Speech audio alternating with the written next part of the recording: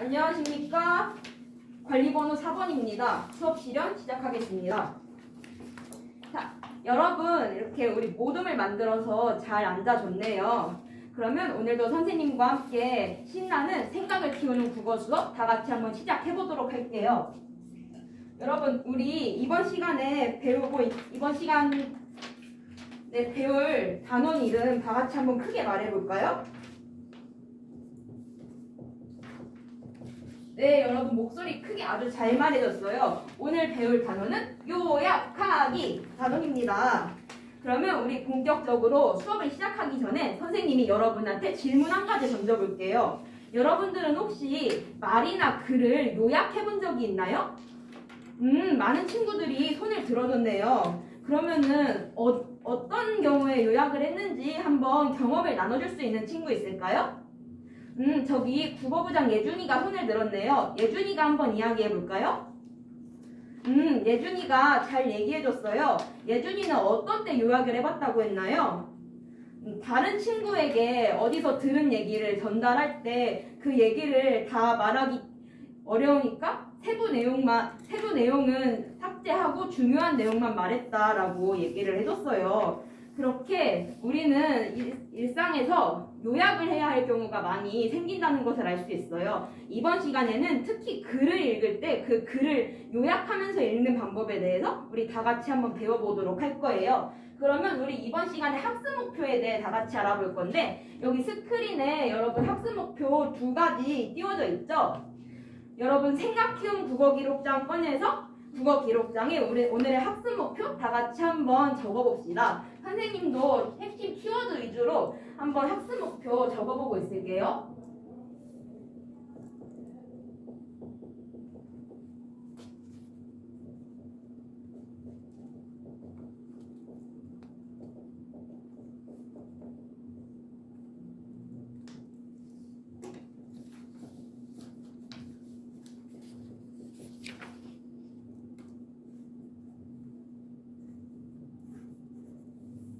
네, 여러분들 다 적어보았나요? 이번 시간에 배울 학습 목표는 총 2가지가 있어요. 오늘 글을 요약하는 방법에 대해 배운다고 했죠? 요약하는 방법에 대해서 우리가 총 2가지 방법을 통해서 요약하기에 대해 배울 거예요. 우선은 요약을 하기 위해 우리가 기본적으로 알아야 될 일반 원리가 있어요. 총 4가지가 있는데 이 4가지를 우리가 한번 다 같이 알아보고 그거를 적용해서 우리가 글을 한번 요약을 해볼 거예요.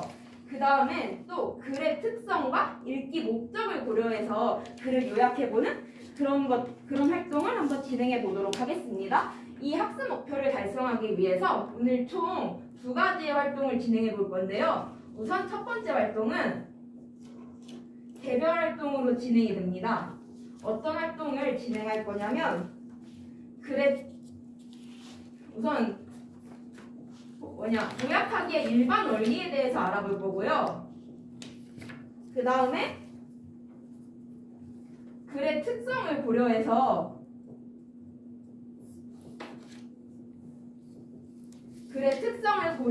요약을 한번 해보는 그런 활동을 진행하도록 할 거예요. 활동 2번째는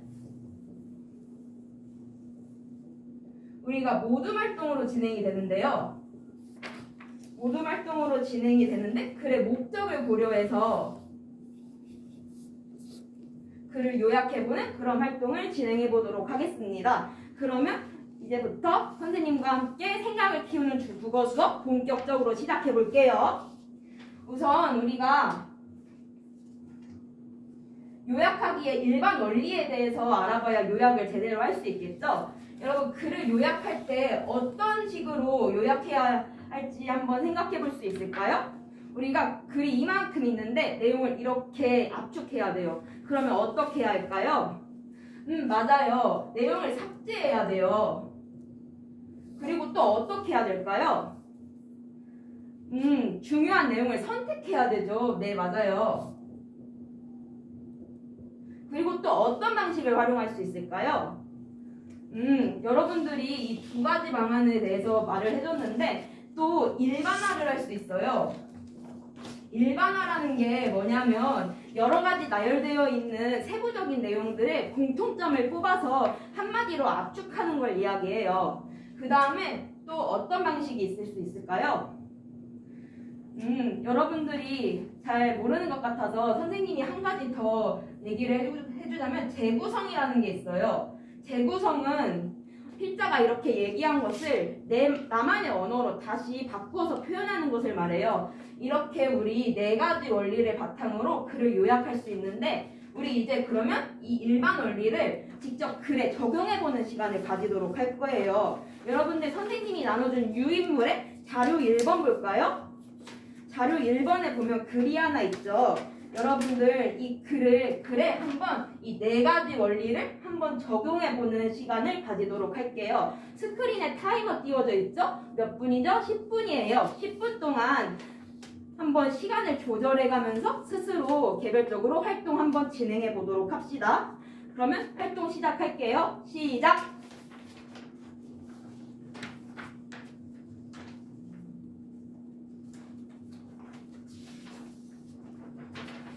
우리 승희는 지금 어떤 점이 어려워서 이렇게 손을 들었나요? 이 글에서 어떤 중요한 점을 선택해야 할지 잘 모르겠다고 말해주고 있군요.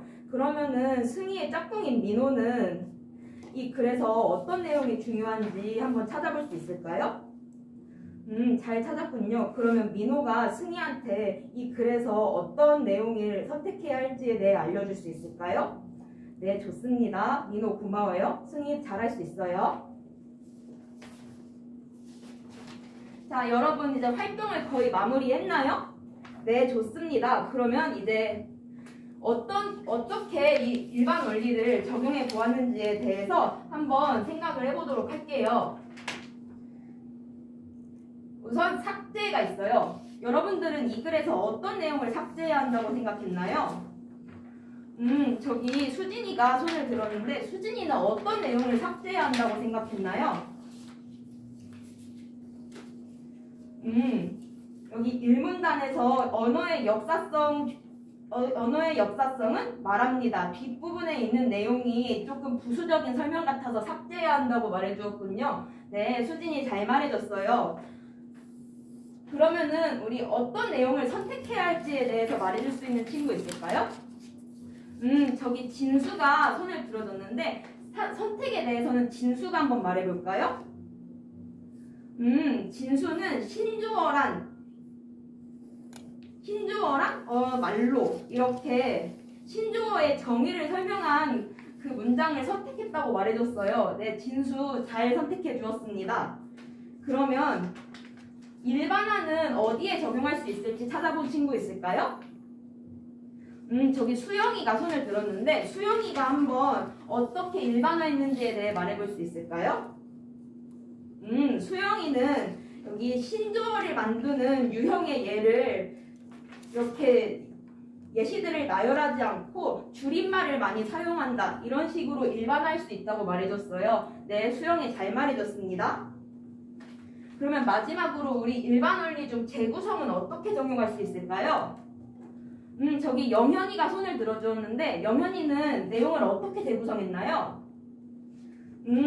영현이는 마지막 문단에 긍정적인 점과 부정적인 점에 대해서 장점과 단점이라고 재구성했다고 이야기해줬어요. 네, 잘 해주었습니다. 그렇게 해서 우리는 요약하기의 일반 원리를 직접 글에 적용해보는 활동까지 진행을 해보았어요. 그러면 우리 다음 활동으로 넘어가 볼 텐데 다음 활동은 글의 특성을 고려한 요약하기를 해보는 거예요. 여러분 선생님이 나눠준 유인물 밑에 자료 2번 글도 있어요. 그리고 밑에 자료 3번 글의 내용을 요약해서 정리해보는 그런 게 있는데 자료 3번의 내용을 채우면서 한번 우리 글의 내용을 요약해보는 그런 활동을 진행해보도록 할 거예요. 이 활동 간단하니까 개별로 역시 진행하도록 할 거예요. 여기 자료 3번에 뚫려있는 기역, 니은, 디귿, 리을에 어떤 말들이 들어갈지를 한번 생각을 해보도록 해요. 이때 우리가 고려할 거는 자료 1과 자료 2가 어떤 특성을 가지고 있는가를 중심으로 살펴보면 좋을 것 같아요. 그러면 역시 활동 시간 10분 주도록 하겠습니다. 활동 시작!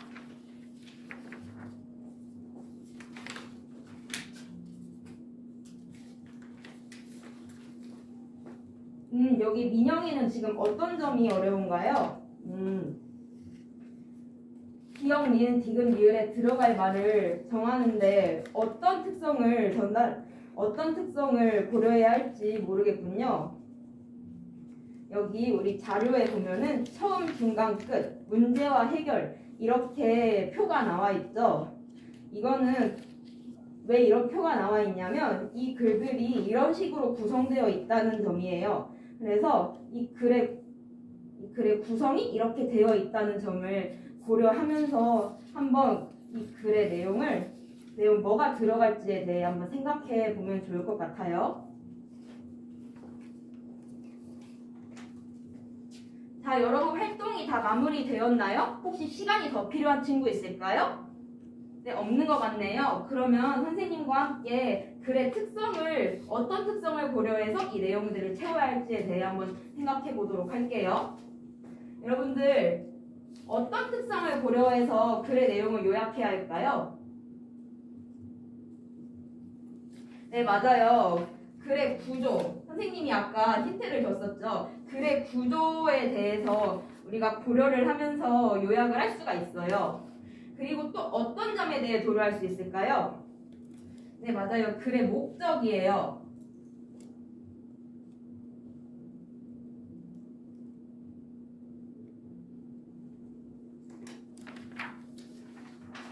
네, 이렇게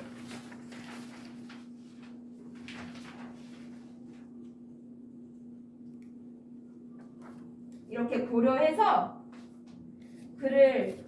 이 글의 기역, 니은, 디귿, 리을에 들어갈 내용을 한번 살펴보도록 할게요. 여러분들 기역에는 어떤 내용이 들어갈지 말해볼 수 있는 친구 있을까요? 기역에는 정의가 들어간다고 말해줬어요. 왜 그렇게 생각을 했는지 이야기해 줄 수 있을까요? 신조어의 뜻에 대해 설명하고 있기 때문에 정의라는 말이 들어가야 된다고 이야기를 해줬군요. 네, 잘 이야기해줬어요. 그러면은 니은에는 어떤 말이 들어가야 할까요? 네, 니은에는 예시라는 말이 들어가야 한다고 이야기를 해줬네요. 그렇게 생각을 한 이유는 무엇이죠?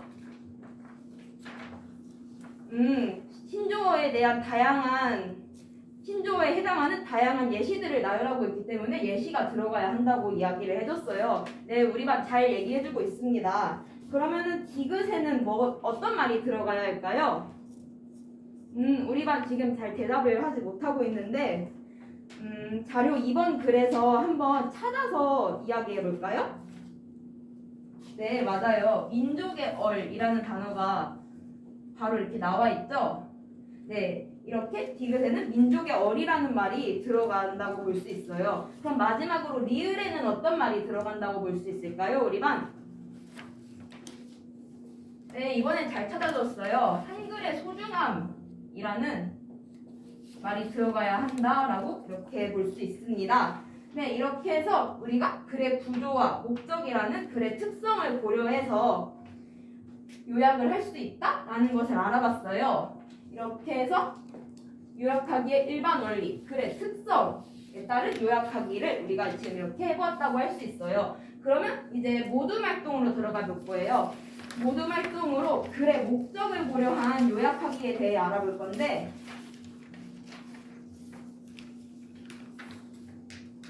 여러분들 선생님이 종이를 4장 나눠줬어요. 다 확인했나요? 모둠별로? 선생님이 빨간색 종이하고 파란색 종이하고 노란색 종이하고 초록색 종이를 나눠줬어요. 거기다가 이제 우리 글을 읽는 목적에 따라서 요약할 때 어떻게 달라질지에 대해 모둠 안에서 생각해보는 시간을 가질 거예요. 여러분, 빨간 종이 한번 들어볼까요? 여러분들, 글을 읽는 목적에는 어떤 것들이 있을까요? 우리가 글을 왜 읽는가? 읽는 이유가 무엇일까? 저기 예진이가 말해줬는데 예진이는 글을 정보를 찾으려고 있는데요. 우리 빨간 종이에 정보 전달 이렇게 적어볼까요? 또 어떤 목적으로 글을 읽을 수 있을까요? 저기 진아가 말해줬는데 진아는 취미나 여가를 위해서 글을 읽는데요. 우리 노란 종이에는 취미, 여가 이렇게 적어볼까요? 네, 좋아요. 또 어떤 목적으로 글을 읽을 수 있을까요? 저기 아현이가 얘기해줬는데 아현이는 문제를 해결하기 위해서 글을 읽는데요. 그러면 이 문제 해결은 우리 파란 종이에다가 한번 적어볼까요? 그럼 또 우리 마지막으로 한 가지 남았는데 또 어떤 목적을 고려하면서 글을 읽을 수 있을까요? 사회적 교류. 다른 사람들과 의사소통하고 잘 지내기 위해서 글을 읽을 수가 있어요. 이건 우리 마지막 남은 초록 색깔 종이에 적어볼까요? 네, 좋아요. 그러면 이제부터 모둠안에서 우리 각각 한 장의 종이씩을 나눠 가져봐요. 그리고 이 각각의 목적을 고려하면서 글을 읽었을 때 어떤 식으로 글을 요약할 수 있는지에 대해서 한번 거기다가 적어보도록 해요. 다 적었으면 옆에 있는 친구에게 그 종이를 이렇게 전달해주면서 이 각각 목적에 대해 어떻게 우리가 요약할 수 있을지에 대해서 모두 다 같이 생각해보는 시간을 가질게요. 활동 시간은 15분 주겠습니다. 그럼 지금부터 시작을 해볼게요. 여기 스크린 타이머 확인하고요. 시작!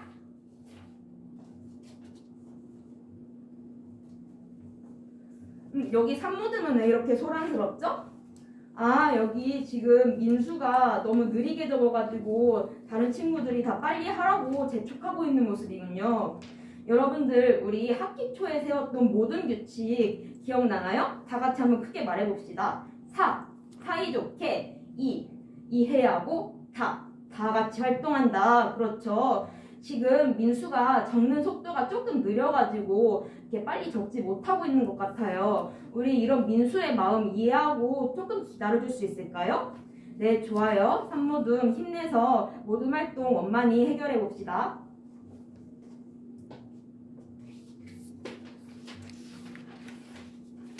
자, 여러분 활동이 거의 마무리된 것 같은데 혹시 시간이 더 필요한 모둠 있을까요? 다들 활동을 마무리한 것 같으니 우리 이제 목적에 따라서 어떻게 글을 읽을 수 있을지에 대해 한번 생각을 해보도록 합시다.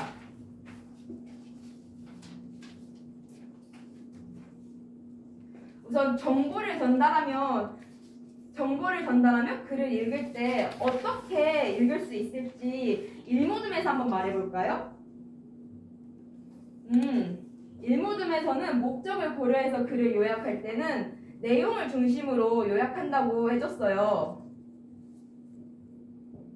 네, 일모둠 발표 잘 해줬습니다. 그러면은 우리 이모둠에서는 취미나 여가를 중심으로 이렇게 글을 읽을 때는 어떻게 우리가 요약을 할 수 있을지에 대해 한번 말해볼까요? 인상 깊은 점을 중심으로 해서 요약을 한다고 말해줬어요. 네, 이모둠 잘 말해줬습니다. 그러면은 우리 문제 해결을 위해 글을 읽을 때는 어떻게 글을 읽을 수 있을지 한번 말해볼까요? 산모둠? 산모둠은 문제와 해결 방안을 찾으면서 글을 읽을 수 있다라고 얘기해줬어요. 우리가 방금 전에 읽었던 자료 2번 글이 이렇게 문제와 해결 방안을 중심으로 구성되어 있는 글이었죠. 네, 잘 말해줬어요. 그럼 마지막으로 사회적인 의사소통, 교류를 위해서 글을 읽을 때는 어떻게 해야 된다고 산모둠은 생각했나요? 산모둠 잘 말해줬어요. 산모둠은 지금 뭐라고 얘기해줬냐면 다른 사람들을 고려하면서 요약을 하면 좋을 것 같다. 요약하는 글을 읽는 사람을 고려하면서 요약을 하면 좋을 것 같다 라고 얘기를 해줬어요. 그러면 여러분 이제부터는 이렇게 목적을 고려하면서 요약을 할 때 어떤 점이 좋을까에 대해서 한번 똑같이 활동을 해보도록 할게요. 활동 시간은 역시 15분 주도록 할게요. 아까 그 선생님이 나눠줬던 색깔 종이에 이번에 다른 색깔 펜으로 이렇게 글을 읽으면 어떤 점이 좋은가, 이렇게 글을 요약하면 어떤 점이 좋을까에 대해서 한번 우리 아까처럼 돌려가면서 활동 진행해 보도록 할게요. 시작! 자, 여러분 활동이 이제 거의 다 마무리된 것 같은데 그러면 어떤 점이 좋을까에 대해서 또 한번 발표를 들어보도록 하겠습니다. 그러면 일모듬이 이번에는 사회적인 교류를 위해서 이렇게 글을 요약했을 때 어떤 점이 좋은지 한번 생각해 본 거 말해줄 수 있을까요? 상호작용을 잘 할 수 있다라고 말해줬어요. 네, 일모듬 발표 잘 해줬습니다. 그러면 이모듬은 이제 문제와 해결 방안을 중심으로 글을 요약하면 어떤 점이 좋을지에 대해서 얘기해 볼까요? 이것들에 대해서 명확하게 알 수 있다 라고 얘기를 해줬네요. 네, 이모듬 얘기 역시 잘 얘기해 주었습니다. 그러면 삼모듬은 이렇게 취미와 여가를 위해서 인상 깊은 내용을 중심으로 글을 요약했을 때 어떤 좋은 점이 있을지에 대해서 한번 말해볼 수 있을까요? 삼모듬은 지금 이렇게 요약을 하면 흥미와 재미를 더 많이 느낄 수 있다라고 얘기를 해줬어요. 네, 좋습니다. 그러면 마지막으로 삼모듬이 이제 정보를 찾기 위해 내용 중심으로 글을 요약했을 때 어떤 점이 좋을지에 대해 얘기해 볼까요? 좋아요. 일모듬은 이렇게 하면 내용을 잘 이해할 수 있다 라고 얘기를 해줬어요. 네, 다들 이렇게 친구들이 얘기한 것에 대해 동의하나요? 네, 여러분들 모두 다 잘 생각해 준 것 같아요. 그러면 오늘 이렇게 요약하기의 일반 원리에 대해서 알아봤고 글의 특성과 목적을 고려해서 글을 요약해보는 활동 이렇게 진행해봤습니다. 이렇게 오늘 수업 듣느라 너무 고생 많았고 다음 시간에도 즐겁고 행복한 얼굴로 다시 만났으면 좋겠습니다. 네, 이상입니다.